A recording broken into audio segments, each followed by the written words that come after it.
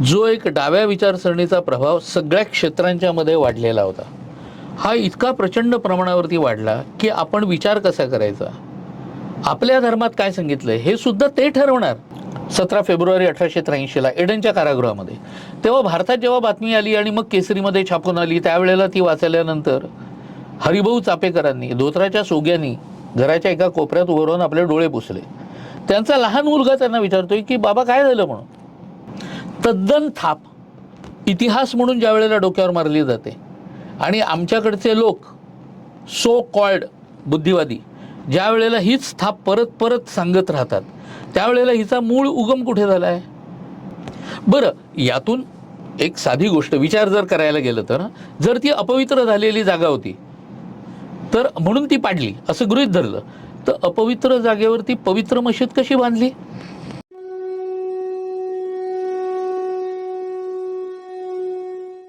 नमस्कार. आजचं आपलं पॉडकास्ट अत्यंत विशेष होणार आहे. युवा पिढीला इतिहास, संस्कृती आणि परंपरा याचं महत्त्व उदाहरणासहित पटवून देणारे आदरणीय शेवडे गुरुजी आज आपल्याकडे आलेले आहेत. शेवडे गुरुजी यांचं कार्य आज घराघरात पोहोचलेलं आहे. युवा पिढीला आपल्या धर्म आणि संस्कृतीचं महत्त्व समजावून सांगणं, त्या दृष्टीने त्यांचे विचार प्रगल्भ करणं आणि स्वतंत्र विचार करण्याची दिशा निर्माण करून देणं, या दृष्टीने शेवडे गुरुजी यांचं कार्य हे निश्चितच अनमोल आहे. मी गुरुजींची ओळख करून द्यावी यापेक्षा गुरुजी आपल्याशी जेव्हा बोलतील, त्यांचा जेव्हा एक एक अनुभव आपण ऐकणार आहोत, तेव्हा अनेक वेळा अंगावर काटे येतात आणि आपल्यालाच वाटतं की अरे वा, आज आपल्याला हे ज्ञान मिळालं. त्यामुळे हे पॉडकास्ट शेवटच्या क्षणापर्यंत नक्कीच पाहावं, कारण गुरुजी आपल्याला केव्हा काय सांगतील, किती सडेतोडपणे काय माहिती देतील हे आपल्याला आत्ता सांगता येणार नाही. परंतु मी हे तुम्हाला सांगू शकते की आज आपल्याला जे ज्ञान मिळणार आहे ते खूप मोठं आणि महत्त्वाचं आहे. आपल्या धर्माची महती आपल्याला माहितीच आहे. आज आपण हिंदू राष्ट्र, हिंदू संस्कृती या विषयावर चर्चा करणार आहोत. मी गुरुजींची ओळख करून देण्यापेक्षा गुरुजी आपण आपल्या कार्याविषयी आम्हाला माहिती द्यावी अशी आम्ही विनंती करू. कार्याविषयी म्हणण्यापेक्षा माझं म्हणणं असं आहे की हे सगळ्यांचंच कार्य आहे. बरं, आपण आपल्या गोष्टीची माहिती ही लोकांना करून देण्याकरता किमान आपल्याला तरी आपल्या गोष्टींची माहिती असायला पाहिजे. बरोबर. आणि ती कुठच्या तरी कोणीतरी विकृत दृष्टिकोनातून लिहिलेल्या गोष्टींची नको आहे. कारण साधारणपणे आपण बघितलं तर स्वातंत्र्य मिळाल्यानंतरच्या काळापासून जो एक डाव्या विचारसरणीचा प्रभाव सगळ्या क्षेत्रांच्या मध्ये वाढलेला होता, हा इतका प्रचंड प्रमाणावरती वाढला की आपण विचार कसा करायचा, आपल्या धर्मात काय सांगितलंय हे सुद्धा ते ठरवणार आणि ते सांगणार की माझ्या धर्मात काय सांगितलंय. का? कारण मी मूळ संदर्भ बघतच नाही, मी पुस्तकच वाचत नाही, मी काहीच न बघता जर अशा प्रकाराने विचार करायला. एक तुम्हाला साधं उदाहरण सांगतो. मध्यंतरी एका लेखकाने खूप मोठं अक्कल पाजळली होती. बरं. की काशी विश्वनाथाचं जे मंदिर आहे ते औरंगजेबाने का पाडलं. तर त्या ठिकाणी म्हणे तो त्याच्या हिंदू सरदारांना काही घेऊन आलेला होता. त्यातल्या एका हिंदू सरदाराची स्त्री ज्या वेळेला काशी विश्वेश्वराचं दर्शन घ्यायला गेली तेव्हा ती आतमध्ये ती परत आलीच नाही. आणि म्हणून औरंगजेबाने आपले काही सैनिक पाठवले तिथे. तर म्हणे त्यांना असं दिसलं की तिथे असलेली गणपतीची मूर्ती ही थोडी हललेली होती, तिरकी झालेली होती. आणि मग त्याच्यामधून मागच्या बाजूनी एक तळघरासारखा भाग होता आणि जिना होता. त्या जिन्यावरती ती स्त्री पडलेली, अस्ताव्यस्त तिचे कपडे झालेले. आणि मग तिला जेव्हा आणलं त्यावेळेला तिने सांगितलं की त्या मंदिरामध्ये असलेल्या पुजाऱ्यांनी तिच्यावर जबरदस्ती केली. म्हणून औरंगजेबाने विचार केला की या पाक म्हणजे पवित्र जागी अशा प्रकारची घाणेरडी घटना घडली, त्यामुळे ते सगळं पाडून टाकण्यात यावं. म्हणून म्हणे त्यांनी ते पाडलं. तद्दन थाप इतिहास म्हणून ज्या वेळेला डोक्यावर मारली जाते आणि आमच्याकडचे लोक सो कॉल्ड बुद्धिवादी ज्या वेळेला हीच थाप परत परत सांगत राहतात, त्यावेळेला हिचा मूळ उगम कुठे झाला आहे. तर राजगोपालाचारींच्या एका पुस्तकामध्ये हे म्हटलेलं आहे. आणि त्यात राजगोपालाचारींनी असं सांगितलेलं होतं की एका मुस्लिम पंडितांनी याच्याबद्दलची सगळी कागदपत्रं मला देण्याबद्दल आश्वस्त केलेलं आहे. म्हणजे मूळ कागदपत्र नसताना हे लिहिलं आहे आणि तो माणूस कधी त्यांना भेटलाच नाही. मग ही आली कुठून कथा? मग पुढे कधीतरी म्हणे त्यांनी सांगितलं की हिंदू मुसलमानांच्या मध्ये काही तेढ निर्माण व्हायला नको म्हणून आपलं मी सांगितलं, अरे ह्याचा अर्थ तुम्ही हिंदू मुसलमानात तेढ निर्माण होऊ नये याकरता हिंदूंमधल्याच 2 वर्गांमध्ये भांडणं निर्माण करून देऊ शकता. आणि हिंदू पुजाऱ्यांच्या बद्दल त्यांनी मंदिरामध्ये जबरदस्ती केली असेल अशा प्रकारचं पसरवत आहे. बरं, यातून एक साधी गोष्ट विचार जर करायला गेलं तर, जर ती अपवित्र झालेली जागा होती तर म्हणून ती पाडली असं गृहीत धरलं, तर अपवित्र जागेवरती पवित्र मशीद कशी बांधली ते चाललं? हा प्रश्न का नाही हो कोणी विचारत? कारण हा आमच्या डोक्यातच येत नाही. एका बाजूनी आम्हाला एक विचारसरणी अशी मारली जाते. याच्यावरती उत्तम पुस्तक तुम्हाला सांगतो, आवरण नावाची कादंबरी भैरप्पांची आहे. अप्रतिम कादंबरी. म्हणजे भैरप्पांसारख्या माणसांनी 300 संदर्भ ग्रंथ दिलेले त्याच्या मागे. जर तेवढ्या आपण पाहिलेत तर तुम्हाला कळेल की कादंबरीतून कादंबरी हा फॉर्मॅट त्यांनी किती उत्तम पद्धतीने वापरलाय आणि त्यात हा सगळा इतिहासाचा अभ्यास आहे बरं का. हा अस्वस्थ करून सोडणारा भाग असतो की जेव्हा तुम्हाला तुमच्याच गोष्टी किती विकृत होत्या या सांगून तुमच्यामध्ये न्यूनगंड, नुसता न्यूनगंड नाही तर हळूहळू समाजाच्या मध्ये अपराधगंडाचा भाव निर्माण केला जातो, त्यावेळेला तो सगळ्यात जास्त धोक्याचा असतो. मग विचार फक्त एवढाच केला की हे करणारी माणसं आहेत, नाही असं नाही, गैरसमज दूर करणारी माणसं आहेत, तुलनेने किती हो, मुठभर, फार कमी. मग हा करतोय, तो करतोय, तो करतोय, मग विचार असा करायचा मग हे मी पण करून बघावं की. याला आणखी एक तुम्हाला उदाहरण देतो म्हणजे लक्षात येईल की क्रांतिकारक मी सांगत असतो, क्रांतिकारकांच्या मध्ये वासुदेव बळवंत फडके जेव्हा गेले 17 फेब्रुवारी 1883 एडनच्या कारागृहामध्ये, तेव्हा भारतात जेव्हा बातमी आली आणि मग केसरीमध्ये छापून आली, त्यावेळेला ती वाचल्यानंतर हरिभाऊ चापेकरांनी धोत्राच्या सोग्यांनी घराच्या एका कोपऱ्यात उभं राहून आपले डोळे पुसले. त्यांचा लहान मुलगा त्यांना विचारतोय की बाबा काय झालं म्हणून. ही त्या काळची गोष्ट आहे बरं का, ज्या काळामध्ये बापाला वाईट वाटलं तर पोरं विचारायची, त्या काळची गोष्ट आहे. आजकाल काय होतं मला नेमकं माहिती नाही, पण त्यावेळेला त्यांनी सांगितलं की अरे आपले वासुदेव बळवंत गेले रे. कोण वासुदेव बळवंत? मग त्यांनी सांगितलं की देशाकरता असं स्वातंत्र्याकरता काम करणारा माणूस. ह्या मुलं, आणि आता आपला कोण राहत आहे? आता कोणीच नाही. त्यावेळेला या मुलाच्या मनात आलं की कोण का नाही, कोण का, मी का नाही. एकात एक ही साखळी गुंफली गेलेली दिसते आपल्याला. दामोदर हरी चापेकर जेव्हा फासावरती गेले, ते गेले 18 एप्रिल 1898 आणि त्याच्या पुढच्याच वर्षी उरलेले 2 चापेकर बंधू आणि 1 रानडे असे एका दिवसाच्या आड फासावरती चढले. 8, 10 आणि 12 मे 1899. त्यावेळेला भगूर, आता नाशिकच्या जवळ असलेलं भगूर नावाचं गाव, तिथे बसलेला विनायक दामोदर सावरकर हा मुलगा त्यांच्यावरती फटका लिहितोय. 12 चौकाचा फटका आहे चापेकरांबरलेला. आणि त्या फटक्यामध्ये तो जी शेवटी शपथ घेतो ती शपथ पूर्ण करतोय. नाही तर शपथा घेणारे घेतात, पूर्ण किती करतात. शपथेवरती अमुक गोष्ट सोडतो असं म्हणणारे लोक असतातच, पण व्यसनाधीन झालेले असतात, ते सोडू शकत नाहीत. हा मुलगा सांगतोय कार्य सोडूनी अपुरे पडला, झुंजत खंती नको पुढे, कार्या चालव गिरोन तुमच्या पराक्रमाचे आम्ही धडे. आणि त्याप्रमाणे त्या पराक्रमाचे धडे तो गिरवतोय. आता ही सगळी उदाहरणं जर आपल्या पुढे आहेत तर विचार असा करायचा की माझ्याकडे ते सोनं आहे ना, मी जर बोललोच नाही तर ते खपेल कसं. लोकांच्या चिंध्या सुद्धा विकल्या जातात का, तर ते बोलतात म्हणून.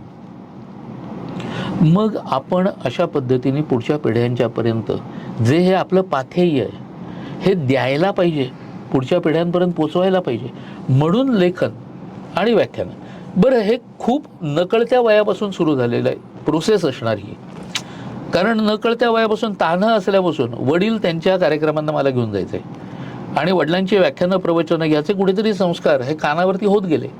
पुढे जसा मोठा होत गेलो तसं वाचन प्रचंड. म्हणजे तुम्हाला सांगितलं तर आश्चर्य वाटेल, वाचनापायी मी आईचा मार खाल्लाय, भरपूर खाल्ला लहानपणी. कारण जेवायला बसलो तरी मांडीवर पुस्तक आणि ते अभ्यासाचं नसायचं ना, मग ती माऊली काय करेल. त्यामुळे कुठचाही विषय हा वाचायला वर्ज्य नाही. मग तो बाजूचा असेल, तो विरोधी असेल, सगळ्या प्रकारचे विचार जेव्हा तुम्ही समजून घेता त्यावेळेला तुम्ही तुमच्या विचारांवरती ठाम होत जाता आणि लोकांच्यापर्यंत ते मांडायला तुम्ही सुरुवात करता. माझ्या दृष्टीने ते जास्त महत्त्वाचं. आणि म्हणून ज्या वेळेला वयाच्या 23व्या वर्षी मी सुरुवात केली व्याख्यानांना, म्हणजे आता 40 वर्षाचा प्रदीर्घ कालावधी तसं बघायला गेलं तर उलटला. आज मी जेव्हा विचार करतो की 23व्या वर्षी मी हे सगळं मांडत होतो त्यावेळेला मला काय कळत होतं, अनुभव किती होता, तर तसं बघायला गेलं तर काहीच नव्हतं. पण आतून जी एक अनिवार उर्मी होती की नाही हे सगळं लोकांच्यापर्यंत आपण पोचवायला पाहिजे, जे आपलं आहे, जे उत्तम आहे, आपलं नाणं जर खणखणीत आहे तर ते आपण लोकांच्यापर्यंत पोचवायला पाहिजे. त्या एका अनिवार उर्मीनी हे करत गेलो आणि मग पुढे जात राहिलो. खूपच छान. ही जी आंतरिक तळमळ होती त्या तळमळीने आज देशाला खूप काही दिलं, समाजाला खूप काही दिलं, लोकांना खूप काही दिलं. स्वामी वरदानंद भारती यांच्यासारखे मोठे राष्ट्रगुरू आपल्या गुरुस्थानी आहे. आपले वडील आत्ताच तुम्ही उल्लेख केला ते देखील अत्यंत सुप्रसिद्ध व्याख्याते आहे. शेवडे सर यांचे सुपुत्र आपण आहात, त्याविषयी थोडं अजून सांगावं असं अपेक्षा. माझ्या वडिलांनी त्यांच्या वयाच्या 13व्या वर्षापासून सुरुवात केली. बरं. आणि ते सुरुवातीला कीर्तनकार म्हणून पुढे आले. मग हळूहळू झालं काय की कीर्तन म्हटल्यानंतर कीर्तनात तुम्हाला साथीदारांवरती अवलंबून राहावं लागतं. मग तबलजी आणि पेटीवाला मिळाला नाही तर काय करायचं, इथपासून सुरुवात होते. म्हणजे कीर्तन हा कमीत कमी 3 जणांचा सहभाग असलेला कार्यक्रम आहे. आता येत्या वेळेला ते नाही मिळाले तर मग काय करायचं, या दृष्टिकोनातून त्यांनी पुढे प्रवचनाला सुरुवात केली. हे प्रवचन एकटाच माणूस, फक्त त्यात गाणं नाही, बाकीचा सगळा भाग येतो. प्रवचनातूनच पुढे व्याख्यानं नाही त्यांनी सुरुवात केली. मग पूर्वी कीर्तनं, संतचरित्र वगैरे ही त्यांनी शेकडो केली. प्रवचनांच्या मधून त्यांनी एकट्या ज्ञानेश्वरीवरती त्यांनी काही हजार प्रवचनं केली, रामायण महाभारत. आणि व्याख्यानं त्यांनी क्रांतिकारकांची सुरुवात केली बरं का. म्हणजे आज क्रांतिकारकांच्या बद्दल माझं नाव घेतलं जातं जास्त करून, पण खरी सुरुवात आमच्या वडिलांनी केलेली. भारतीय क्रांतिकथा म्हणून ते 7-7 दिवसाची माला करायचे. तर त्या एका वयापासून मी ते ऐकत गेलो. त्यामुळे त्यांचा कीर्तनाचा भाग मी विशेष पाहिला नाही, पण प्रवचनं आणि व्याख्यानं हा पाहत राहिलो. ते कुठेतरी आतमध्ये संस्कार झालेले. आणि मग आबा करतात, माझ्या वडिलांना आबा म्हणतो, आबा करतात तर मग आपणही तसं करायला काय हरकत आहे. मग शाळेत होतो त्यावेळेला शाळेत असताना पण आमचा आउटस्टँडिंग परफॉर्मन्स असायचा, म्हणजे वर्गाच्या बाहेर उभं राहण्याचा आउटस्टँडिंग. बरं. शाळेत असताना मी फार मोठा ब्राईट स्टुडंट नव्हतो, नेहमी 5 नंबरमध्ये असायचो शेवटच्या. पण फक्त एकाच बाबतीत कधी कोणाला नंबर मिळू दिला नाही, तो म्हणजे वक्तृत्व. शाळेतल्या वक्तृत्व स्पर्धेत कायम 5वी पासून 10वी पर्यंत कायम पहिला क्रमांक मिळवत आलो. पण वडिलांना कधी येऊ दिलं नाही कार्यक्रमाला.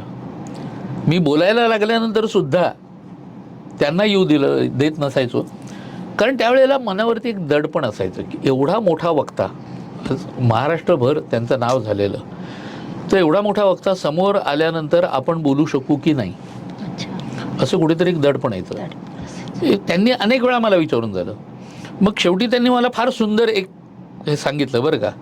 वडील मला म्हणाले, असं समजायचं की आपल्या समोर बसले ते सगळे दगड आहेत. तर मी त्यांना म्हटलं, आणि तुम्ही आलात तर म्हणाले मोठा दगड. म्हटलं तरी पण मला दडपण येईल.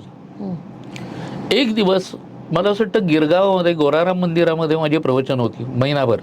ज्ञानेश्वरी काहीतरी 9वा अध्याय वगैरे मी घेतला होता विवेचनाला.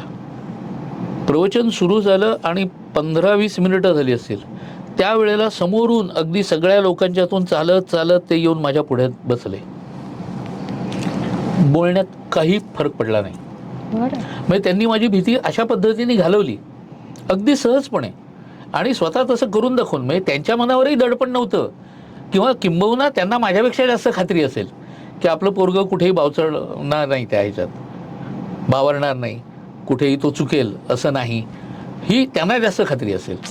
तर असे समोर येऊन बसले. आणि मग एकदा ती भीड चेपल्यानंतर दुसऱ्यांदा एकदा असाच अनुभव आला. पण तो माझ्या गुरूंच्या बद्दल होता. माझ्या गुरूंना आप्पा म्हणायचो, स्वामी वरदानंद भारती. वरदानंद भारतींनी एकदा मला सांगितलं होतं आश्रमामध्ये की आज तू सगळ्यांना भगतसिंग सांगायचा आहेस म्हणून. तर म्हटलं यांनी सांगितलं म्हणजे हे समोर बसणार. आता त्यांचंही नाव जबरदस्त, व्याख्याता प्रवचनकार म्हणून कोणालाही विचारावं अनंतराव आठवले तर अनंतराव आठवले सगळ्यांना माहिती आहे. तर आता यांच्यासमोर काय बोलणार. अनंतराव आठवले म्हणजे त्यांचं पूर्वीचं नाव, चतुर्थाश्रमाच्या आधीचं नाव. बरं. तर पण त्यांची आज्ञा आहे म्हटल्यानंतर गुरुची आज्ञाप्रमाणे म्हटलं ठीक आहे. आणि भगतसिंग मांडायला जेव्हा उभा राहिलो समोर ते बसलेले, तेव्हा पहिली 2 मिनिटं मला असे शब्द शोधावे लागले. आलेल्या दडपणाचा तो एक अनुभव मात्र मी घेतला. कारण एवढंच, कदाचित असं असेल की आबा मधून आले कार्यक्रमाच्या सुरुवात झाल्यानंतर, हे सुरुवातीपासून समोर बसलेले, त्यातून ते माझे आध्यात्मिक गुरु म्हटल्यानंतर दडपण येणं हे स्वाभाविक होतं. पण 2च मिनिटं मला लागली सावरायला. आणि मग पुढे 2.5 तास व्याख्यान झालं. आणि मग जेव्हा त्यांच्या पाया पडायला गेलो तेव्हा त्यांनी पाय पडू दिलंच नाही, मला पोटाशीच धरलं. आणि मग मला म्हणाले की तुझ्या लेखणी इतकीच तुझी वाणी सुद्धा प्रभावी आहे, आजपासून राष्ट्र ही तुझी साधना आहे म्हणाले. मला सांगा कोणता आध्यात्मिक गुरु राष्ट्र ही साधना देतो. क्या बात आहे. तुझ्या बोलण्यामधून म्हणाले राष्ट्रप्रधान. मग आता आज मी भागवत कथा जरी करत असलो किंवा मी रामायण कथा जरी करत असलो तरी सुद्धा माझ्या गुरूंचं सांगणं हेच डोक्यात ठेवून बोलतो मी. त्यामुळे राष्ट्रप्रथम, बाकीच्या कथा येतातच सगळ्या, त्यात काही नाही, पण त्या राष्ट्राशी रिलेट करत मला कशा सांगता येतील ह्याचा मी विचार करतो. तर हे या दोघांचं जे ऋण आहे हे न फिटणार आहे तसं बघायला गेलं तर, की एक आबा आणि दुसरे आप्पा, दोघांचंही प्रचंड नाव असून सुद्धा आज त्यांच्या नावाला कुठे कमीपणा येणार नाही ना, याची काळजी घेणं हे एक दडपण असंच की. आणि आज जेव्हा कोणी म्हणतं की ज्यांनी माझ्या वडिलांचे बरेच कार्यक्रम ऐकलेत ना, ते मला म्हणतात की तुमच्या बोलण्यामध्ये वडिलांची झाक दिसते बरं का. आणि ज्यांनी माझ्या गुरूंचं ऐकलंय ते म्हणतात तुमच्या बोलण्यामध्ये आप्पांची झाक दिसते. बरं. आता गंमत अशी की दोघांची धाटणी एकाच सारखी आहे बोलण्याची. अच्छा. म्हणजे नर्म विनोदी शैलीने आणि कठीणातला कठीण विषय अतिशय सोपा करून सांगणं, ही दोघांची धाटणी अगदी समान. पण ज्या वेळेला कोणी असं म्हणतं ना त्यावेळेला मी भरून पावतो की चला या निमित्ताने आपल्या गुरूंची किंवा आपल्या वडिलांच्याबद्दल असं म्हटलं जात आहे की त्यांचा भास होतो, हेही नसते थोडं की. खूपच छान, खूपच छान. आता जेव्हा आपण सुरुवात केली तेव्हा तुमची मी पत्रिका पाहत होती. मूळ पत्रिकेत नीचीचा असलेला रवी नवमांशात उच्चीचा आणि मूळ पत्रिकेत नीचीचा असलेला नीचभंग करणारा गुरु नवमांशात स्वराशीचा. त्याचं प्रतिबिंब आता तुमच्या बोलण्यातून उमटून आलं आणि ग्रह त्यांचे कार्य करतात हे पुन्हा एकदा दिसून आलं. आपण भगवान परशुराम, स्वामी विवेकानंद यासह छत्रपती महाराजांपासून विविध क्रांतिकारांपर्यंत अनेक चरित्र समाजासमोर उभी केली. त्या माध्यमातून हिंदूमध्ये धर्म आणि राष्ट्र याचा अस्मिता दृढ होण्यास सहाय्य झालं. याविषयी काय सांगाल?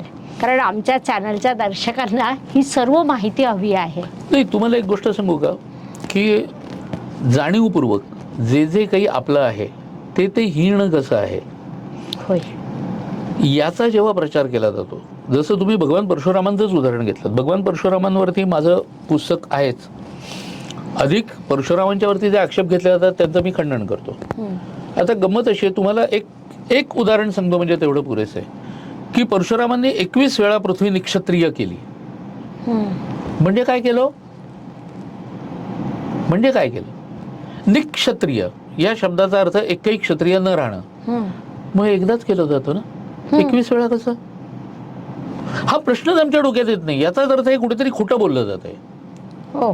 असं कधीही झालेलं नाही. परशुरामांनी 21 वेळा जैत यात्रा काढल्यात. जे अधर्मी होते क्षत्रिय त्यांचा निपात केलाय. पण तुम्हाला सांगितलं तर आश्चर्य वाटेल की सौराष्ट्राच्या भागामध्ये जे अधर्मी ब्राह्मण होते, म्हणजे व्रात्य ब्राह्मण, व्रात्य अशी एक संज्ञा आहे, त्यांचा सुद्धा त्यांनी नाश केलाय. हे कधी कोणी सांगतं? मग 21 वेळा निक्षत्रिय केले काय आहे? का? कारण तो हिंदूंमधला एक अवतार आहे. विष्णूचा अवतार म्हणून म्हटलं गेलेलं आहे ना. मग हिंदूंचे अवतारच बघा कसे वागत होते असं केलं की काय होतं हिंदूंच्या मनामध्ये, याकरता परशुराम चरित्र लिहिलं. अर्थात राम यशोगाथा नावाचं बाबूराव पारखींचं खूप सुंदर पुस्तक आहे, खूप सुंदर आहे, वाचावं. तुमच्या दर्शकांना मी उलट सांगेन की मोठं जाडजूड पुस्तक आहे ते, संपूर्णपणे परशुराम त्यांनी उभे केलेले आहेत त्याच्यामधून. तर या प्रकाराने जे आक्षेप आकारण घेतले जातात माझ्या धर्मावर, पर्यायाने माझ्या देशावर, पर्यायाने माझ्या भूमीवर, पर्यायाने माझ्यावर, कारण मी हिंदू आहे. मग आकारण जेव्हा आक्षेप घेतले जातात, आता हिंदू या शब्दाबद्दलही तुम्हाला सांगतो की हिंदू हा तर आपल्याला परक्याने दिलेला शब्द एकाने मला सांगितलं. बरं. फारसी शब्दकोशामध्ये त्याचा अर्थ काळा, दरोडेखोर, चोर असा होतो. म्हटलं बरं, मग असा शब्द आपण लावून घ्यायचा का? फारसी शब्दकोशात काय सांगितलंय याच्याशी मला काय घेणं आहे? माझ्या शब्दकोशात काय सांगितलंय लक्षात आलं तुमच्या? तर हिंदूंच्या बद्दल फाईयान असू दे, युएनसांग असू दे, हे सगळेजण जे वर्णन करून ठेवतात की इथल्या लोकांच्या दाराला कड्याच नाही आहेत, कारण इथे चोरी होत नाही, इथे शब्दाशी अतिशय प्रामाणिक राहणारे लोक आहेत, कारण त्यांना धर्माची भीती आहे. मग मला सांगा की हिंदू या शब्दाबद्दल मी न्यूनगंड बाळगायचा का नाही हे मीच ठरवायचंय ना. मग कोणाच्या शब्दकोशात काय म्हटलंय याच्यापेक्षा आमचे लोक वर्तनाने कसे आहेत याच्याबद्दल परक्यांनी काय लिहून ठेवलंय. मी सकारात्मक द्यायला बसलोय, मला नकारात्मक नकोय, आणि जे जे नकारात्मक आमच्या बाबतीत जाणीवपूर्वक पसरवलं जातं ते मला काढून टाकायचंय. हा माझ्याच सारखा जो विचार करणारे आज अनेक तरुण निर्माण झालेले आहेत, निर्माण होत आहेत, त्या प्रत्येकाने जर असाच विचार केला, आणि करतायत, अनेक जण करतायत, तर माझ्या दृष्टीने ते म्हणजे आम्ही अथांग पसरलेल्या वाळूच्या थरामधला एक कण आहोत. अजून खूप कार्य व्हायचं आहे.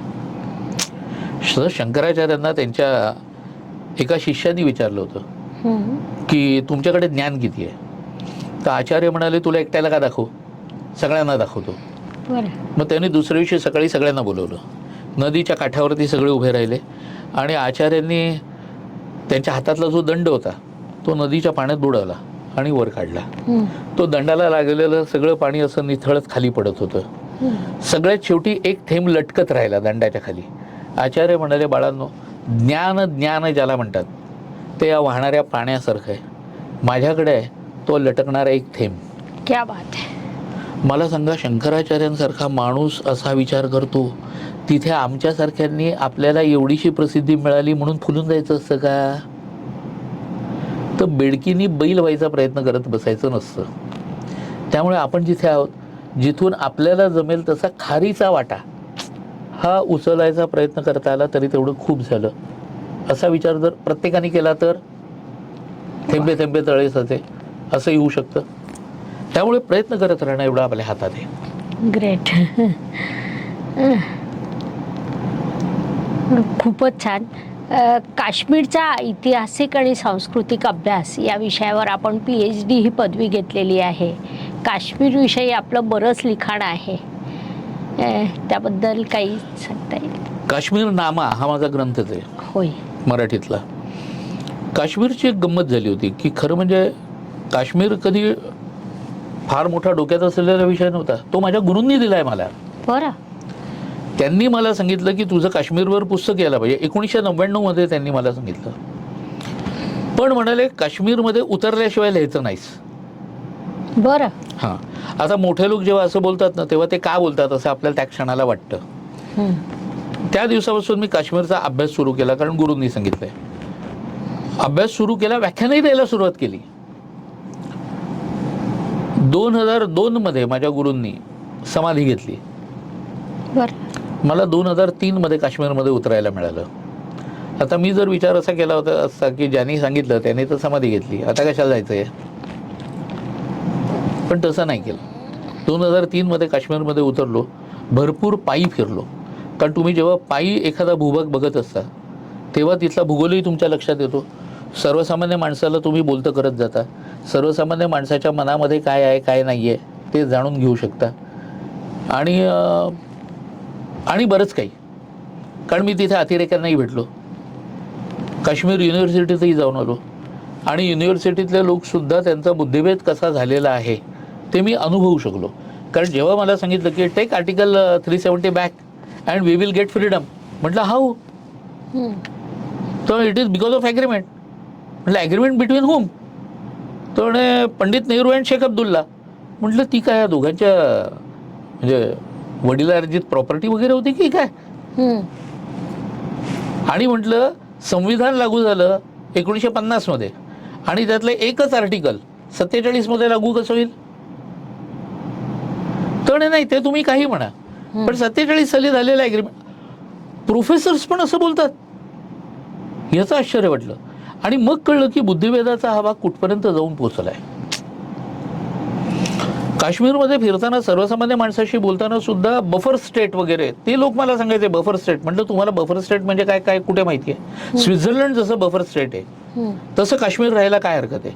म्हटलं काश्मीरला मुळात बफर स्टेट म्हणून जिवंत तरी राहायला काश्मीरचा कोणता असा मोठा उद्योगधंदा आहे बरं की ज्याच्यावर काश्मीर राहू शकतं? तर म्हणजे पर्यटन. आपल्यालाही असंच वाटतं ना की पर्यटन हा 1 नंबरचा उद्योगधंदा आहे, तर पर्यटन हा नाहीच आहे तसं बघायला गेलं तर. काश्मीरमध्ये ज्या अनेक नद्या वाहतात, आज हायड्रोलिक पॉवर स्टेशन्स जर तिथे केली तर काश्मीरचा कमाईचा तो एक जरिया ठरू शकतो, तो एक मार्ग आहे. काश्मीरमध्ये उत्तम केशर होतं. केशर इतकं उत्तम की काश्मीरसारखं केशर नाही. आपल्याकडे बाजारात जे केशर मिळतं ते केशर मेक्सिकन असतं किंवा स्वीडिश असतं. काश्मीरी केशर आपल्यापर्यंत येतच नाही. आणि काश्मीरमध्ये म्हणून जे काही केशर विकायला येतात ते चक्क खोटं विकतात. बरं. कारण मुळात केशर खूप महाग आहे. तर काश्मीरमध्ये केशर, जर्दाळू, सफरचंद ही सगळी, ज्याला हायब्रिड क्रॉप्स वगैरे आपण म्हणतो, ही सगळी तिथे उगवतात. म्हटल्यानंतर त्या बाबतीत ह्या सगळ्यामध्ये पर्यटनाचा हिस्सा किती आहे हे जर तुम्ही विचार केलात तर एका वर्षाचं उदाहरण सांगतो तुम्हाला. मला असं वाटतं 2002 वगैरे असेल, काश्मीरमध्ये 60 लाख पर्यटक गेले. म्हणजे जम्मूमध्ये 60 लाख पर्यटक गेले, त्याच्यातले 5 लाख फक्त काश्मीरमध्ये उतरले होते. म्हणजे जे वैष्णोदेवी वगैरे बघायला गेलेले त्यातले फक्त 5 लाखच काश्मीरमध्ये उतरले. म्हणजे काश्मीरी लोकांना आपल्याला भरपूर उत्पन्न मिळवून देणारा उद्योगधंदा कुठचा आहे हे सुद्धा नीट माहिती नाही आणि ते बफर स्टेट पाहिजे म्हणून सांगतात. मला एवढंच समाधान त्यातल्या त्यात की माझं पुस्तक आलं 2005 मध्ये आणि त्या पुस्तकामध्ये मी 370 हटवावं आणि जम्मू, काश्मीर आणि लडाख यांचे 3 भाग करावेत आणि लडाख बुरद हिमाचलमध्ये समाविष्ट करावं आणि जम्मू काश्मीर तसेच ठेवावेत आणि जम्मू हे स्वतंत्र स्टेट बनवावं किंवा नंतर पुढे बघता येईल त्याचं काय होईल ते. हे सगळे जे भाग मी तेव्हा मांडले होते ते आता तसं बघायला गेलं तर बऱ्याच प्रमाणामध्ये अस्तित्वात आले. एक लेखक म्हणून किंवा एक अभ्यासक म्हणून हा आनंद जास्त आहे की असं काहीतरी होणं. अर्थात हे सगळं पूर्व सुरींचं कर्तृत्व आहे. त्या लोकांनी पण असेच विचार केलेले असणार, प्रत्येकाने आपापल्या पद्धतीने काही काहीतरी दिलेलं असणार. त्यामुळे असं माझं अजिबात म्हणणं नाही की हे सगळं माझ्याच पुस्तकामुळे झालं किंवा माझ्यामुळे झालं. इदन्न मम, त्यामुळे हे माझं नाही, हे इतरांनी केलं, आपण त्याप्रमाणे झालं याच्याबद्दल आनंद मानायचा, इतकंच सगळ्यात महत्त्वाचं. पण काश्मीरचा जो इतिहास आहे, काश्मीरचा इतिहास माळव्यापर्यंत येऊन पोचतो. अवंतीवर्मन, ललितादित्य वगैरे यासारखे जे राजे होऊन गेले, या राजांचा इतिहास तर आपल्याकडे शिकवलाच जात नाही. कल्याणाने राजतरंगिणी लिहिलं, कल्याण आणि आणखी पुढे 4 जण यांनी सगळ्यांनी मिळून राजतरंगिणी हा ग्रंथ लिहिला, पण या सगळ्याचे भाग आपल्यापर्यंत पोचवलेच जात नाहीत. हे दुर्दैव नाही आहे का आपलं? मग कुठून तरी या सगळ्याला वाचा फुटावी किंवा अधिकाधिक लोकांच्यापर्यंत ते जावं, त्याच्याकरता हे लेखन. आणि हा माझ्या सद्गुरूंनीच मला हा आदेश दिल्यामुळे हाच विषय आपोआप डॉक्टरेटचा झाला आणि डॉक्टरेट चालत आली. मी त्याच्याकरता काही फार मोठे प्रयत्न केले नाहीत. म्हणजे ज्या वेळेला थोर माणसं, अधिकारी माणसं एखादी गोष्ट आपल्याला सांगतात त्यावेळेला त्याच्या मागे असं काहीतरी असू शकतं हा अनुभव घेतला मी. एवढंच महत्वाचं इथे. खरंय. आपण स्वातंत्र्यवीर साहित्य संमेलन याचा अध्यक्षपद भूषवलं तरी साहित्य लेखन आपलं खूपच छान आहे. प्रत्येक अभ्यासकाने, प्रत्येक ज्योतिषप्रेमीने वाचावं असं आहे. त्या ग्रंथांबद्दल थोडी माहिती देता येईल?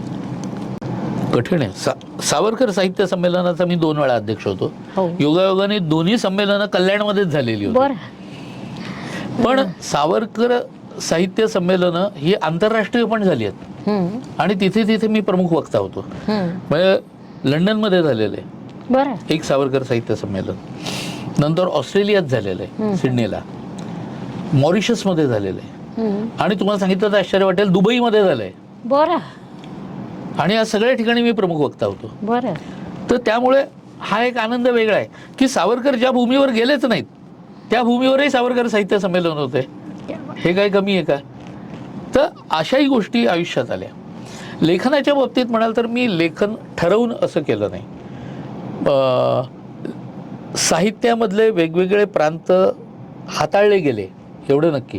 म्हणजे कादंबऱ्या लिहिल्या, ललित चरित्र लिहिली, धार्मिक लिहिले, अनुवाद केलेले आहेत, सहलेखन केलं आहे. सहलेखनाची तुम्हाला सांगितलं तर गंमत वाटेल की माझ्या मित्राबरोबर केलं. दुर्गेश परुळकर हे माझे मित्र, त्यांच्याबरोबर आम्ही एकत्रित पुस्तकं लिहिली, 4 पुस्तकं लिहिली.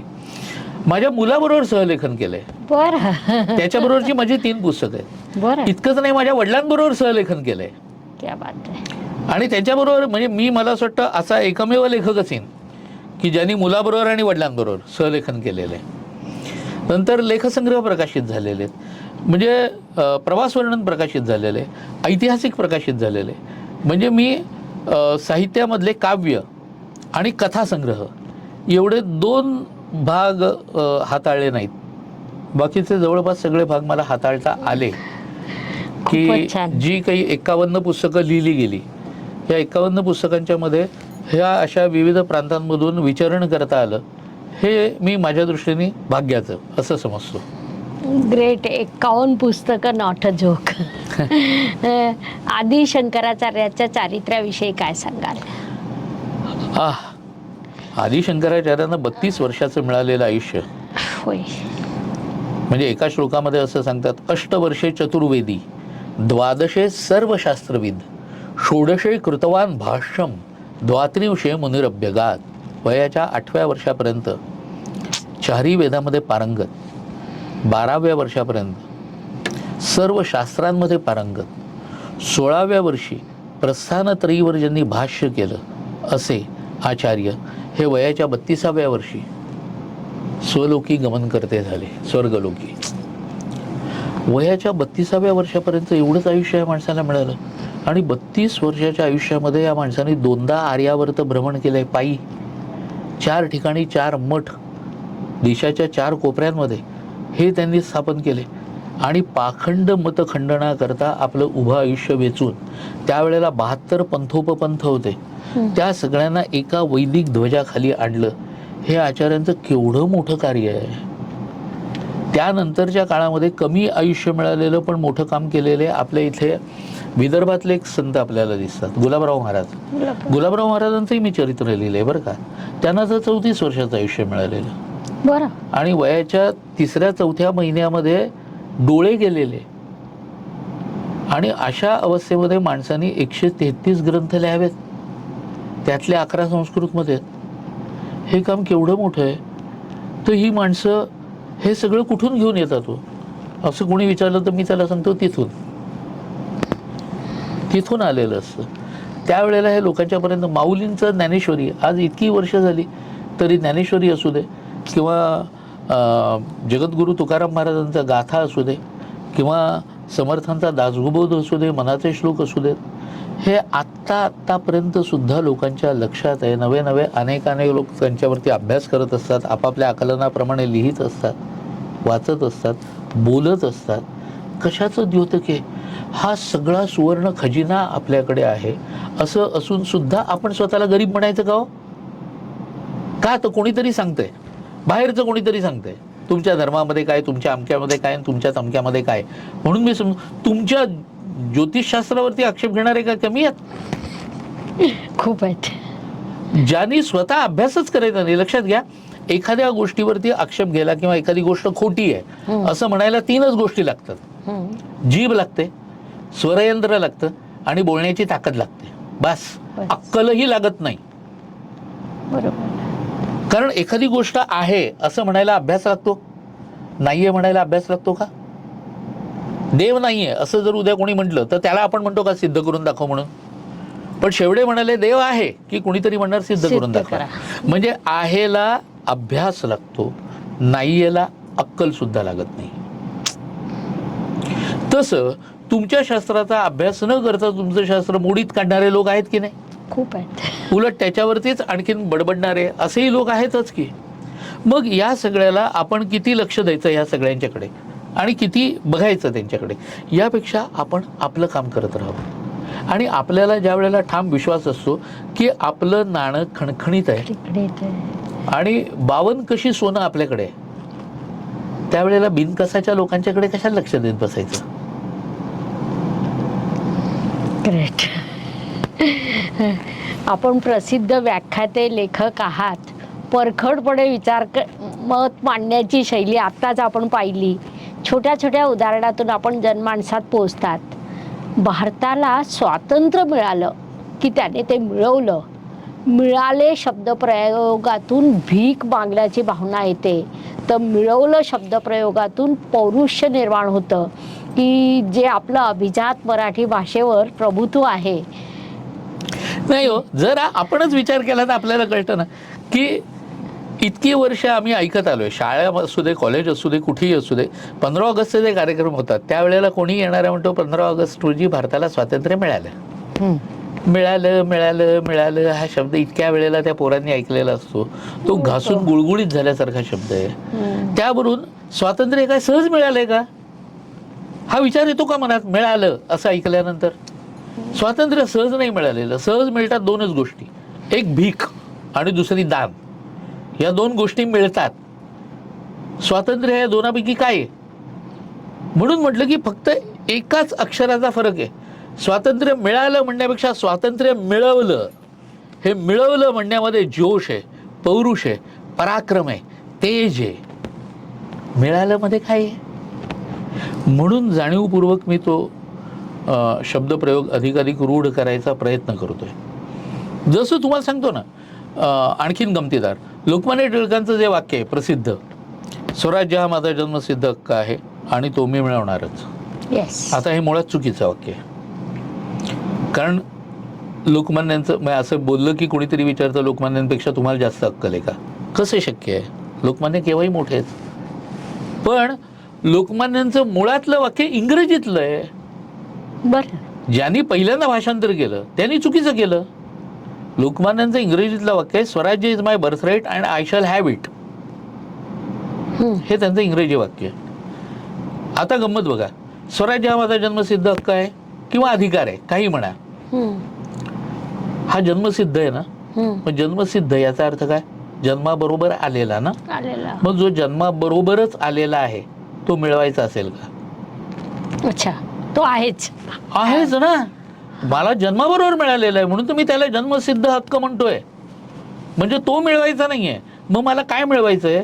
तर त्या हक्कासाठी मला स्वराज्य मिळवायचंय.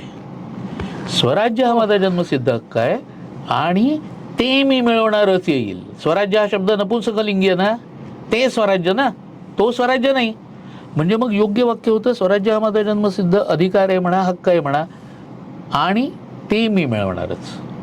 तो मी मिळवणारच कसं होईल? तो म्हणजे हक्क झाला. हक्क नाहीये, हक्क जन्माबरोबर आलाय. हक्का करता मला स्वराज्य मिळवायचंय. आता हे वाटायला किती छोटं आणि सोपं, काय ज्याला काय निरुपद्रवी वगैरे असं वाटतं. अर्थ बदलतो की नाही मला सांगा?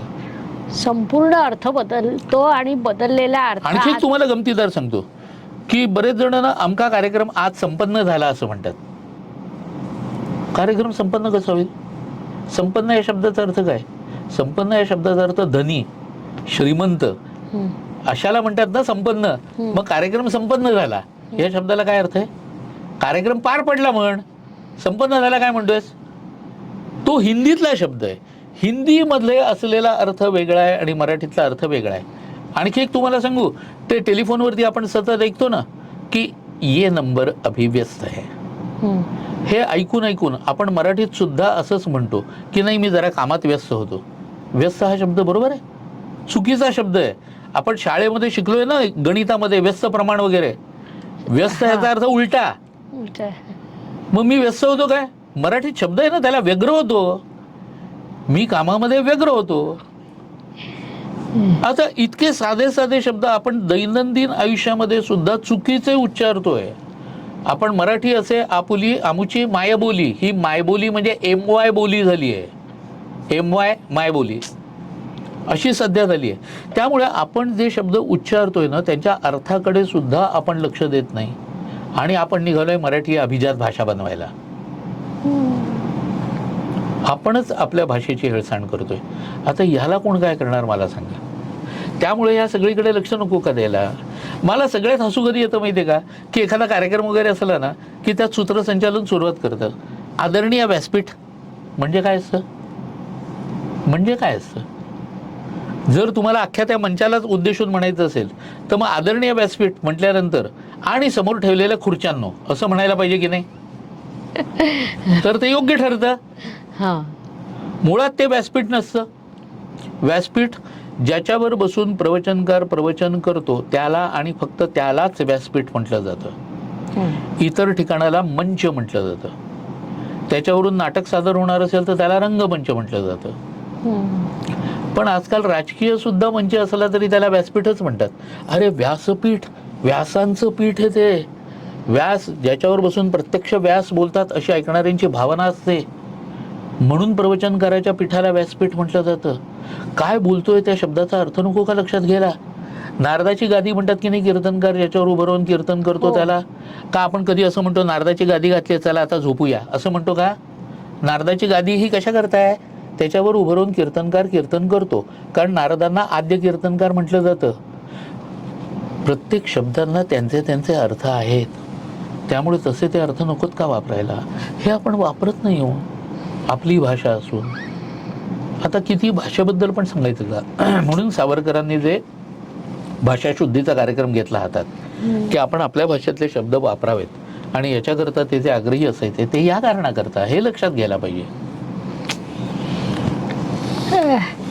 आपले आपण नेहमी म्हणता की राजकारणी अभ्यास न करता 26/11 हा मुंबईवरील आक्रमणाचा दिवस म्हणून साजरा करतात. मात्र प्रत्यक्षात भारतावर त्या दिवशी आक्रमण झालं आणि 3 दिवस पोलीस सैन्यदल लढून आतंकवाद्यावर त्याच्यावर आपण विजय मिळवला तर तो आपला विजय दिवस म्हणून साजरा केला पाहिजे. बरोबर विषयी सांगावा. आपण आक्रमकांच्या बाबतीतच असे राहतो बरं का. आता 26/11 भारतावर आक्रमण झालं ना, मग तो विजय दिन नसतो आमचा. आमचा विजय दिन 28/11.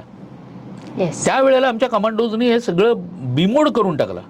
साजरा करायला पाहिजे तो 28/11 साजरा करायला पाहिजे आणि तो विजय दिन म्हणूनच साजरा करायला पाहिजे. 26/11 आपण गाफील दिन म्हणून साजरा करणार आहोत कारण आपण गाफील राहिलोय.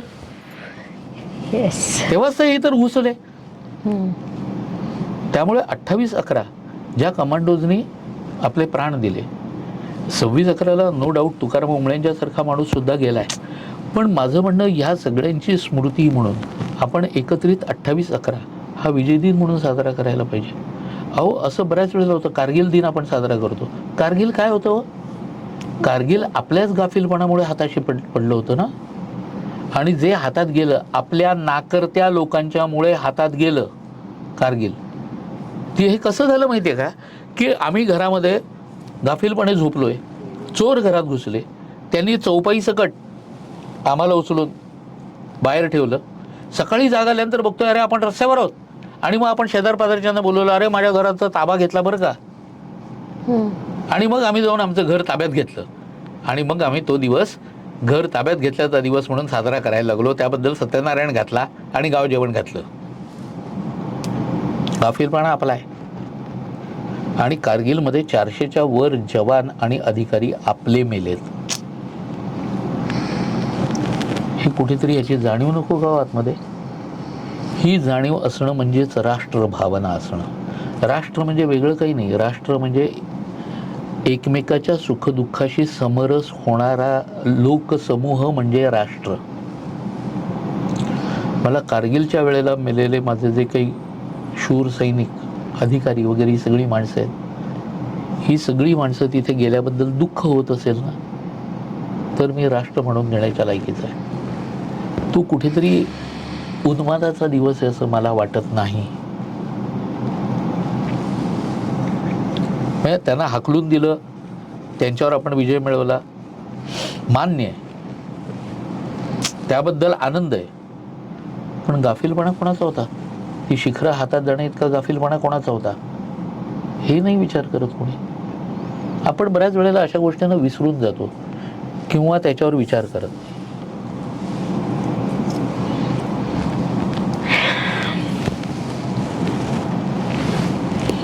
याबद्दल काही जण माझ्यावर टीकाही करणार आहेत, हेही मला माहिती आहे, पण त्याला इलाज नाही.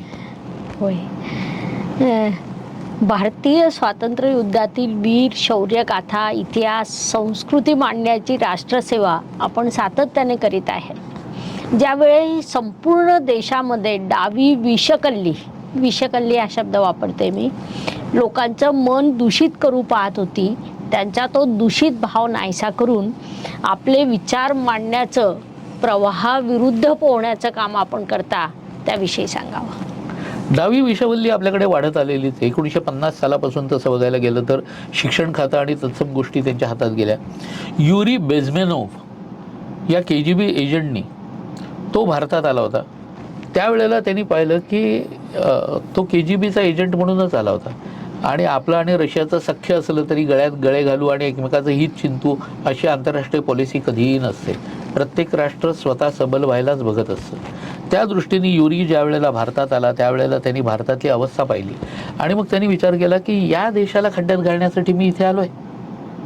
कुठेतरी मन बदललं त्याचं आणि मग KGBतून बाहेर पडण्याचं त्याने ठरवलं. पण KGBची गोष्टच अशी की तिथून बाहेर पडता यायचं नाही. मग तो जिप्सी टोळीमध्ये सामील झाला. तिथेही KGBला त्याचा पत्ता लागला. मग तो कॅनडाला पळून गेला. कॅनडामध्ये राहून त्यांनी पुस्तकं लिहिली, त्यांनी अनेक इंटरव्ह्यूज वगैरे दिले. तुम्ही जर गुगल केलं युरी बेझमेनोव्हचं नाव तर तुम्हाला असंख्य गोष्टी मिळतील. त्याच्यामध्ये एखाद्या देशाला उद्ध्वस्त करण्याकरता काय काय करायचं असतं हे त्यांनी दिलंय, रक्ताचा थेंबही न सांडता. त्याच्यामध्ये या डाव्या विषवल्लीचा सगळा भाग आपल्याला कळून चुकतो की देशामधले जे सो कॉल्ड बुद्धिवादी वगैरे म्हटले जातात यांना सगळ्यांना आपल्या पंखाखाली घ्या, सरकारमध्येही तुमची माणसं घुसवा, जेणेकरून या सगळ्यांना वेगवेगळे पुरस्कार मिळतील. हे सगळं मॅनेज केलेलं असतं, वेगवेगळे पुरस्कार मिळतील हे बघा, त्याचा सातत्याने प्रसार करा. त्यामुळे होतं काय की हे लोक खरंच बुद्धिवादी आहेत असं लोकांना वाटायला लागतं. मग आपल्याला दिशादर्शक बहुतेक हेच लोक असावेत असा समज होतो जनतेचा. मग प्रसार माध्यमांमधून त्यांचेच लेख, त्यांचेच विचार हे सातत्याने प्रसारित करत राहा.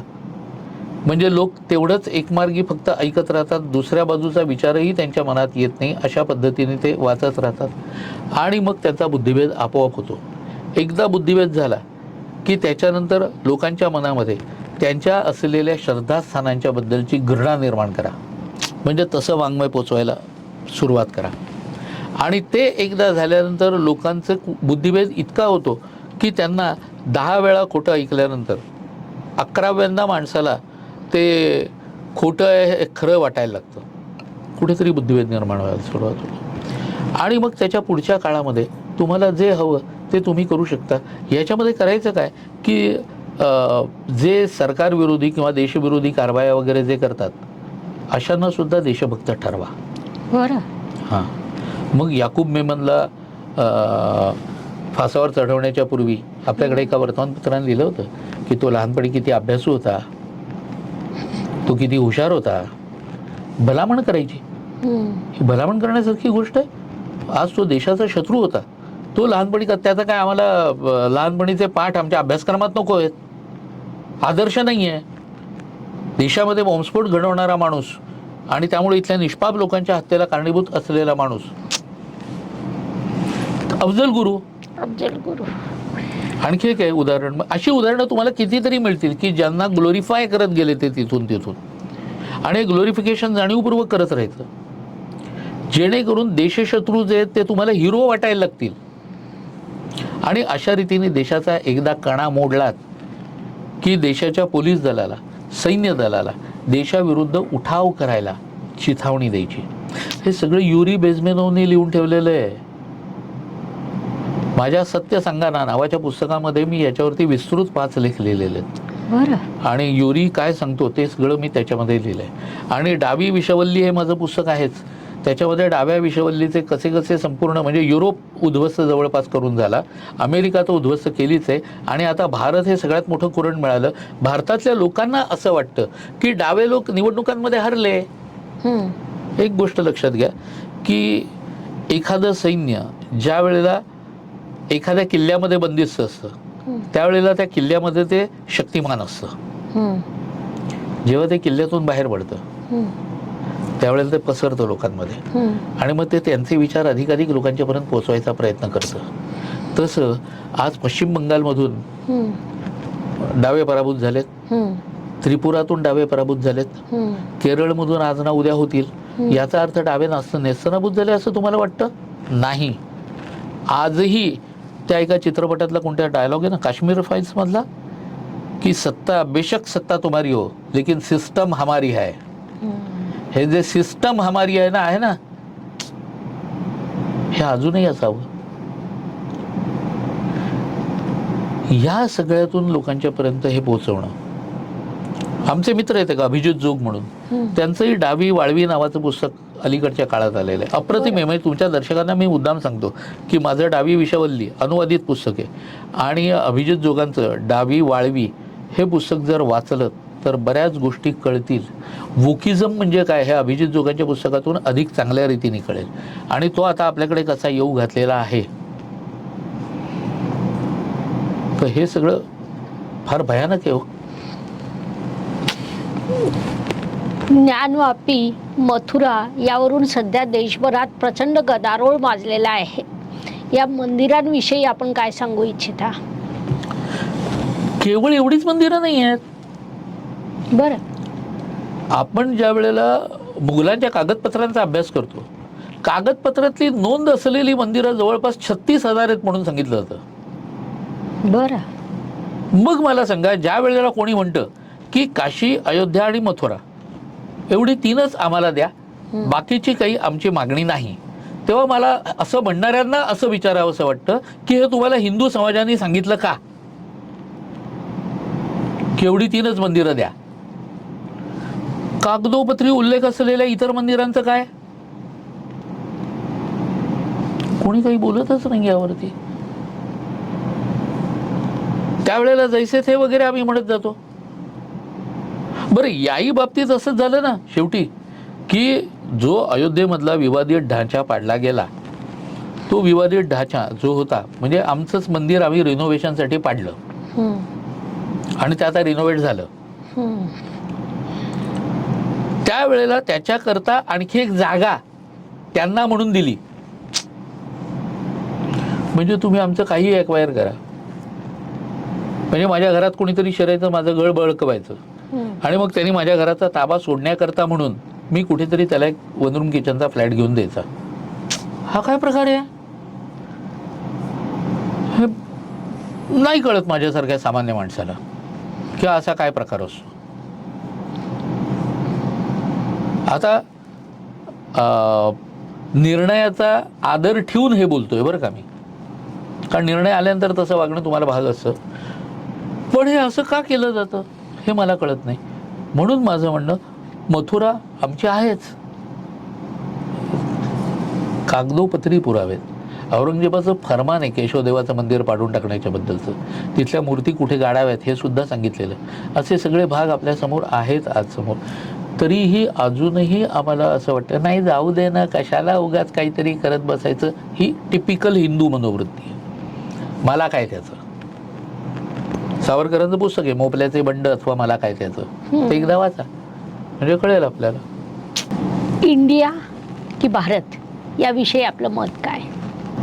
हा उगाच वाजवला जातो वाद, असं मला नेहमी वाटतं. भारताचं भारत हेच नाव असणं केव्हाही योग्य. माझं नाव इंग्रजीमध्ये लिहिताना भारत लिहिता येता येत नाही का?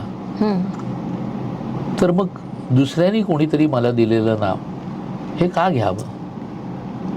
त्यापेक्षा ते मुळातली जी नावं आहेत ती नावं तशीच राहणं, याच्यामध्ये तुमची अस्मिता असते. लक्षात घ्या, मी माझ्या अस्मितेकडे बघतच नाही. जसं भारताला 3,500 किलोमीटरची जवळपास पश्चिम किनारपट्टी, माझ्या पश्चिमेकडे जो समुद्र आहे त्याला मी अरबी महासागर म्हणतो. का? माझ्या देशाच्या पश्चिमेला आहे ना, मग त्याला पश्चिम महासागर का म्हणू नये? अरबस्थानात राहणाऱ्या लोकांनी म्हणावं ना त्याला अरबी महासागर, मी का म्हणावं? याला अस्मिता म्हणतात. की मी माझ्याकडचा विचार करायला पाहिजे, माझ्या दृष्टिकोनातून विचार करायला पाहिजे. आज दक्षिणेकडे पसरलेला जो महासागर आहे त्याला हिंदी महासागर म्हणतात. हिंदी नावाची कोणती माझ्याकडे जनजाती राहते? माझ्याकडे हिंदू आहेत बहुसंख्य, मग त्याला हिंदू महासागर का नाही म्हणत? आणि पूर्वेकडे जो आहे त्याला बंगालचा उपसागर का? करोडो हिंदूंच्या दृष्टीने पूज्य असलेली गंगा त्याला जाऊन मिळते, त्याला गंगासागर का म्हणू नये?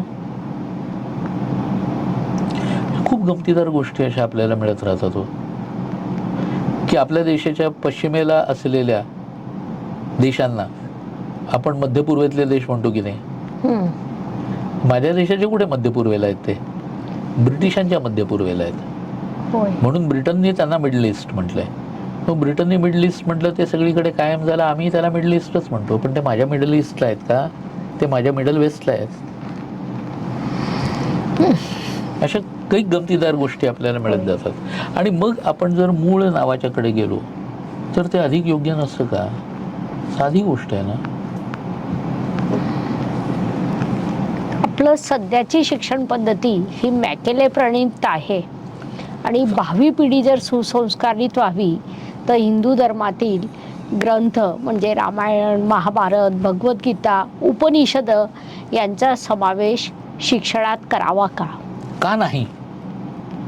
जे जे उत्तम उदात्त उन्नत महन मधुर ते हे सगळं घ्यायला पाहिजे. आणि भारतीय संस्कृती, खरं म्हणजे हा गुळगुळीत शब्द आला, हिंदू संस्कृती बर हीच ते शिकवते. आणि त्यामुळे या ग्रंथांमधून ती शिकवण दिली गेलेली आहे. मग जे चांगलं आहे ते लोकांच्यापर्यंत जर पोचायला हवं असेल आणि आपल्या ग्रंथांची सुद्धा तोंडओळख तरी मुलांना व्हायला पाहिजे असेल तर मला सांगा, आज इतिहासाच्या पुस्तकामध्ये आम्ही फ्रेंच राज्यक्रांती शिकतो, अमेरिकन राज्यक्रांती शिकतो, बोस्टनची टी पार्टी शिकतो. याच्यामुळे काय होणार आहे? माझ्या देशाचं काय कळतं याच्यातून? आणि फ्रेंच राज्यक्रांती शिकून मी भविष्यात काय करणार आहे?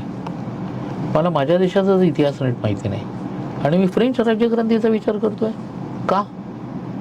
हे माझा एक अमेरिकन मित्र मला म्हणाला की आमच्याकडे ना भारताचा इतिहास वगैरे काही शिकवला जात नाही. म्हटलं छान आहे तुझा देश, साधी गोष्ट आहे. तुझ्या देशात तुझ्याच देशाबद्दल शिकवलं जाणं हे जास्त महत्त्वाचं आहे. म्हणाला आमच्या इथल्या काही जणांना तर भारत कुठे आहे हे सुद्धा माहिती नसेल. काही फरक पडत नाही त्यातून. जेव्हा जायचं असतं एखाद्या देशात, जेव्हा आपण जायचं असतं त्यावेळेला आता दुनियाभर तुम्हाला मिळतं ना, तिथले सगळेच भाग, कसा अभ्यास करायचा, कुठे आहे तो देश, कुठे कसं जाता येतं, सगळं मिळतंय. आता गुगलच्या एका क्लिकवरती मिळतं. पण मला माझ्या देशाचा इतिहास जाणून घ्यायला नको लहानपणापासून? माझ्या उपनिषदांमध्ये काय सांगितलंय, माझ्या रामायणात काय सांगितलंय, माझ्या महाभारतात काय सांगितलं, नको जायला लोकांच्या मनात. आम्ही तर नेहमी म्हणतो की मनाच्या श्लोकांसारखं जे पुस्तक आहे हे तरुणांनी वाचण्याचं आहे. बऱ्याच वेळेला लोक विचार असं करतात की आपण रिटायर झाल्यानंतर मग दासबोध किंवा मनोबोध वाचूया आणि म्हातारपणी वाचायला घेतात. आणि मी म्हणतो अरे हे तरुण लोकांनी वाचण्याचे ग्रंथ आहेत. म्हणजे थोडक्यात होतं कसं की म्हातारे म्हणून वाचत नाहीत आणि तरुणपणी विचार करतात म्हातारा झाल्यानंतर वाचू म्हणून ते तरुणपणीही वाचत नाहीत, एकूण कोणीच वाचत नाही. यामुळे समर्थांचं नुकसान होणार नाही आहे, नुकसान आपलं होणार आहे. समर्थांचं नुकसान होणार नाही, नुकसान आपलं होणार आहे. ग्रेट. थोडा विषय बदलते. निवडणुकीत मोदीजी परत येतील का? नक्की. बरं. आपल्या शेवडे परिवाराच्या 3 पिढ्या हिंदू समाज प्रबोधनाचं कार्य करीत आहे, जागृती करीत आहे. म्हणजे आपले वडील आदरणीय शेवडे सर, सुपुत्र वैद्य परीक्षित शेवडे, आणि हे एक दुर्मिळ उदाहरण झालं. मुलगा जेव्हा वडिलांच्या पावलावर पाऊल टाकतो तेव्हा एक वडील म्हणून, आणि वडिलांच्या पावलावर पाऊल टाकत असताना एक मुलगा म्हणून आपल्याला काय वाटलं? जी माझ्या वडिलांची भावना होती, अच्छा. ती आता माझी भावना आहे ना. बरं. की वडिलांना ज्या वेळेला मी या क्षेत्रात आलो त्यावेळेला त्यांना जो आनंद झाला, किंबहुना आजही त्यांच्या 90व्या वर्षी त्यांनी माझी 40 वर्षाची प्रदीर्घ कारकीर्द पाहिली आहे की. होय. म्हणजे अगदी माझी सुरुवात असलेला आणि आत्ताचा मी, एवढी सगळी कालावधी बघण्याकरता, कारकीर्द बघण्याकरता, खरं सांगू आईवडील असणं हे खूप महत्त्वाचं असतं. त्यांचे आशीर्वाद मिळणं आपल्याला.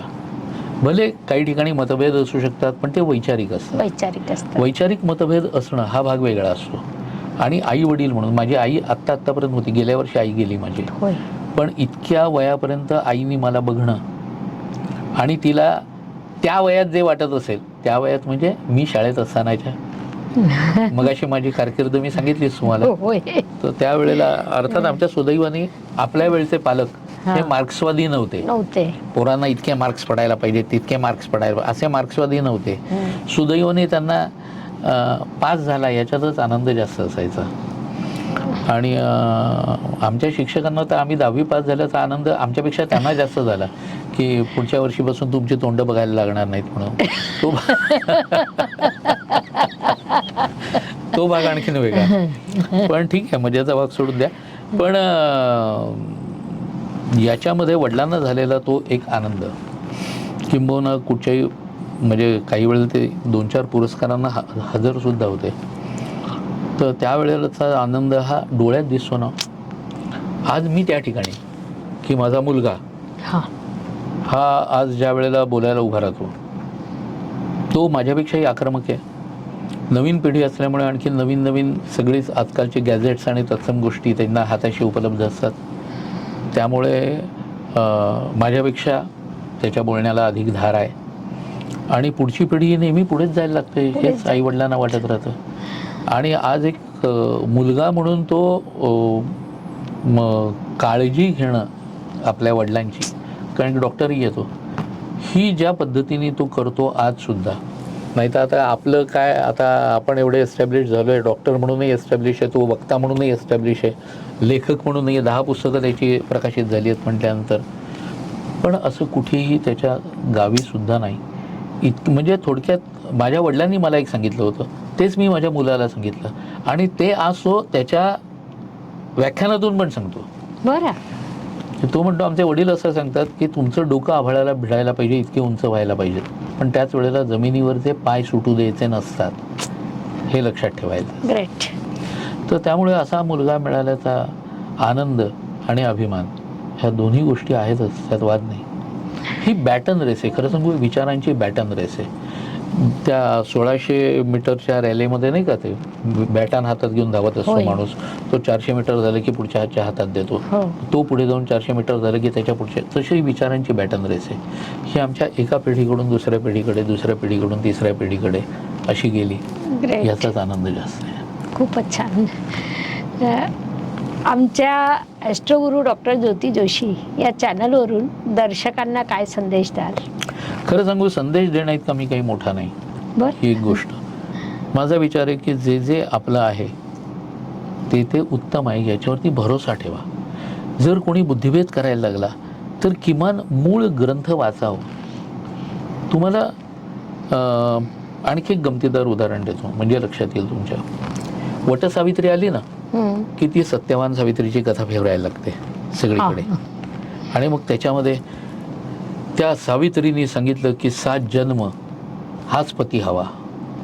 वाईट सो 7 जन्म म्हणजे स्त्रीनी असंच 7 जन्म बांधलं राहायचं का, ही असली कसली परंपरा वगैरे वगैरे वगैरे चालू होतं. आणि मग त्याच्या खाली संदर्भ ग्रंथ दिलेला असतो, कुठचं तरी पुराण वगैरे. मूळ संदर्भ पाहता ही कथाच नाहीये, लक्षात घ्या. अशी कथा कुठेही दिलेली नाही आपल्याकडे. आपल्याकडे सावित्रीनी, मग मला जेव्हा लोक विचारतात तेव्हा मी त्याला म्हणतो, अरे तू एकाच बाजूनी विचार करतोय. 7 जन्म त्या स्त्रीनी बांधील का राहायचं असा जेव्हा विचार करतोस तेव्हा पुरुषाचं काय, त्यांनी पण 7 जन्म बांधील राहण्यासारखं झालं की नाही.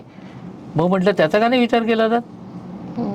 जोग अपार्ट म्हटलं, कथा मुळात तशी नाहीच आहे. कथा ही आहे की सावित्रीने जो वर मागितलाय तो जन्मोजन्मी हा पती मागो. तुम्ही 7 जन्मापर्यंत लिमिट का करता म्हटलं. लिमिटेशन नको म्हटलं, जन्मोजन्मी. आता साधं माणसाला कळतं की जन्मोजन्मी हाच पती मिळो ही कामना आहे ना तिची, चांगुलपणाची इच्छा आहे. याचा अर्थ हे फॉर एव्हर नसतं, हे मागणारीलाही माहिती असणार आहे, देणाऱ्यालाही माहिती असतं. पण ही चांगुलपणाची भावना आहे, ती इच्छा सुद्धा तिने व्यक्त नाही करू. आणि त्या इच्छेला तुम्ही ज्या वेळेला अशा पद्धतीचं विकृत वळण देता त्यावेळेला ते चुकीचं असतं. म्हणून लोकांना हेच सांगायचं की अशा कथा किंवा तत्सम गोष्टी जर आपल्यापर्यंत आल्या, आपल्या संस्कृतीचं हीन दर्शन करणाऱ्या, तर मूळ संदर्भ बघा. अधिकारी माणसाला विचारा, कोणीतरी काहीतरी लिहिलंय म्हणून त्याच्यावरती मी मतप्रदर्शन लगेच करायला पाहिजे असं नाही ना.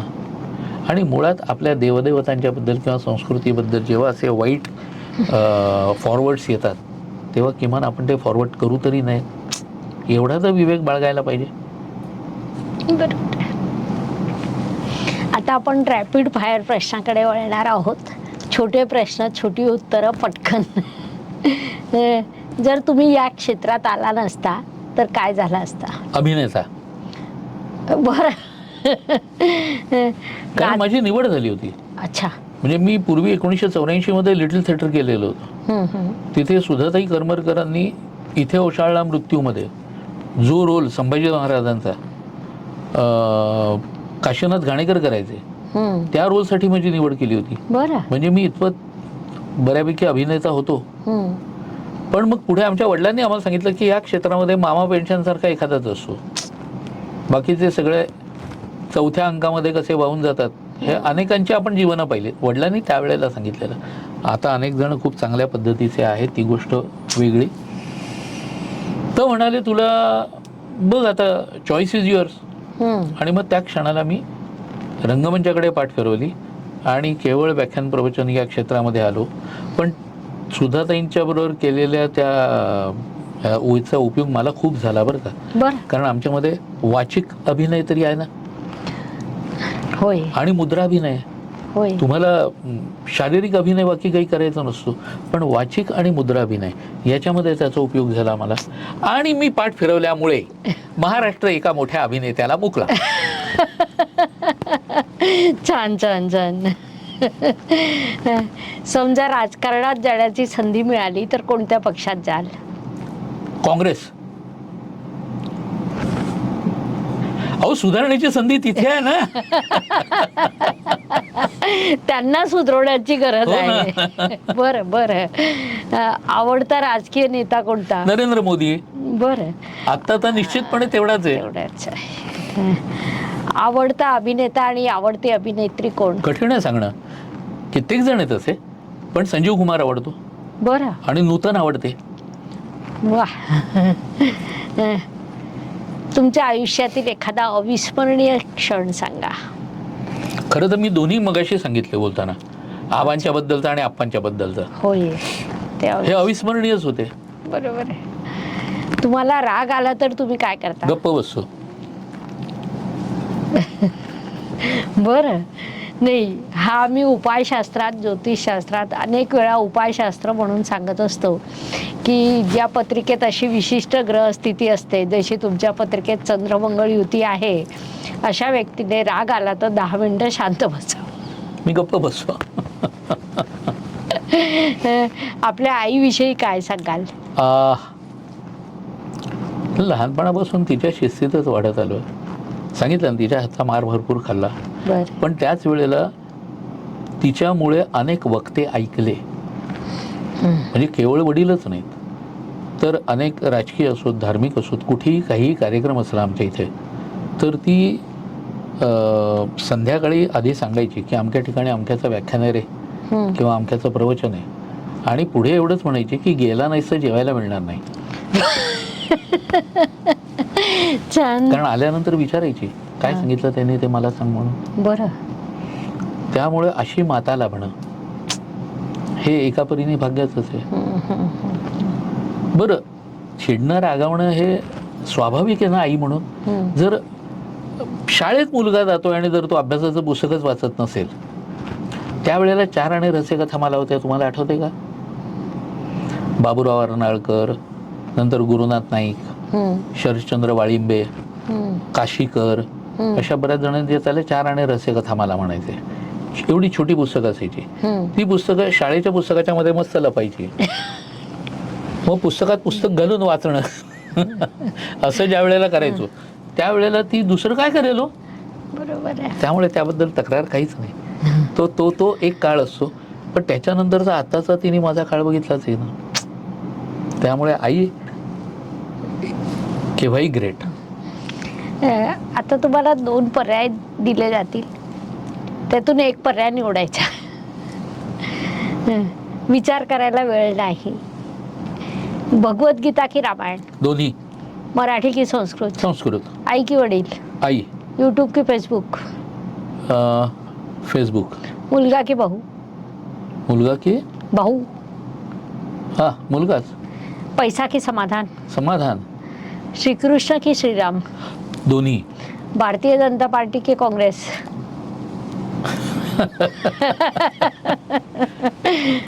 भाजपा म्हणायला हरकत नाही. इतिहास की धर्म? धर्म. व्याख्यान की कीर्तन? व्याख्यान. उद्धव ठाकरे की राज ठाकरे? राज ठाकरे. शरद पवार की अजित पवार? अजित पवार. अध्यात्म की राजकारण? अध्यात्म. खूप मजा आली. आज आपल्याला खूप वेगवेगळे विषय ऐकायला मिळालेत. ज्योतिषशास्त्राबद्दल शेवटी काहीतरी 2 वाक्य बोला अशी विनंती. नाही, मी तुम्हाला म्हटलं तसं की मी तुमच्या शास्त्राचा अभ्यासक नाहीये, बरं. पण तुमच्या शास्त्राचा आदर करणारा नक्की आहे. अच्छा. याचं कारण हे शास्त्र आहे, याच्यावर माझा विश्वास आहे. ज्या वेळेला कोणीतरी म्हणतं ना की 4 ज्योतिषांकडे गेलं तर 4 वेगवेगळी भविष्य येतात, त्यावेळेला मी त्याला एवढंच विचारतो की 4 डॉक्टरांकडे जातात तेव्हा काय होतं? बरोबर. तुम्ही आणखी एक ओपिनियन घेऊया असं जेव्हा म्हणता, एखादा रोग झालाय म्हणून जर एखाद्या डॉक्टरने निदान केला तर आणखी एक ओपिनियन घेऊया, याचा अर्थ काय? आधीच्या डॉक्टरवर विश्वास नाही असा त्याचा धरायचा की काय धरायचा? हां, मग ह्या क्षेत्रामध्ये लुबाडणारे किंवा तोतये किंवा भोंदू असे नाही आहेत का? कोणत्या क्षेत्रात नाहीत. बरोबर. त्यामुळे तसे असू शकतात, पण याचा अर्थ ते शास्त्र म्हणून वाईट आहे असा होत नाही. कदाचित एखाद्याचा अभ्यास कमी पडत असेल असंही असू शकेल ना. होय. कदाचित एखाद्याला एखादी गोष्ट क्लिक झाली नसेल, ती दुसऱ्या कोणाला तरी होत असेल. काय सांगता येत आहे आपल्याला? त्यामुळे निश्चितपणे ज्योतिषशास्त्राचा मी आदर करतो आणि आपलं आहे ते आपल्या ऋषीमुनींनी 18 ऋषीमुनींनी मिळून निर्माण केलेलं आहे. कितीही कुणीही आरडाओरडा केला ना तरी याला मरण नाही आहे, हे तितकंच खरं. खूपच छान. आज आपल्याला अनेक विषय नव्याने विचार करायला मिळाले आणि विचारांना नवीन दिशा मिळाली. त्यामुळे साहजिकच तुम्हाला सगळ्यांना देखील अनेक प्रश्न पडले असतील. आजचा दिवस आपल्यासाठी खास आहे, पॉडकास्ट त्याहून खास आहे. तुमच्या सगळ्या प्रश्नांचा, तुमच्या विचारांचं नेहमीप्रमाणे आपल्या चॅनलवर स्वागत असेल. ते तुम्ही कमेंट बॉक्समध्ये टाका, त्यांची आम्ही उत्तरं देण्याचा प्रयत्न करू. आणि 1000 कमेंट आले की आपण गुरुजींना पुन्हा एकदा आमंत्रित करू, आपण यावं. धन्यवाद. शुभम भवतु. जय ज्योतिष. नमस्कार. शास्त्राचा अभ्यास करण्यासाठी माझी मराठीतून 11, हिंदीतून 2 अशी पुस्तकं प्रकाशित झाली आहे. विशेष बाब म्हणजे मी स्वतः संशोधित केलेली ज्योती जोशी पद्धती अर्थात जे पद्धती या विषयावर स्वतंत्र ग्रंथ उपलब्ध आहे, त्याचा देखील लाभ घ्यावा. यूट्यूबची कार्यप्रणाली ही मुख्यतः लाईक, शेअर आणि सबस्क्राईबवर चालते. Please like, share and subscribe the channel. धन्यवाद. शुभम भवतु. जय ज्योतिष.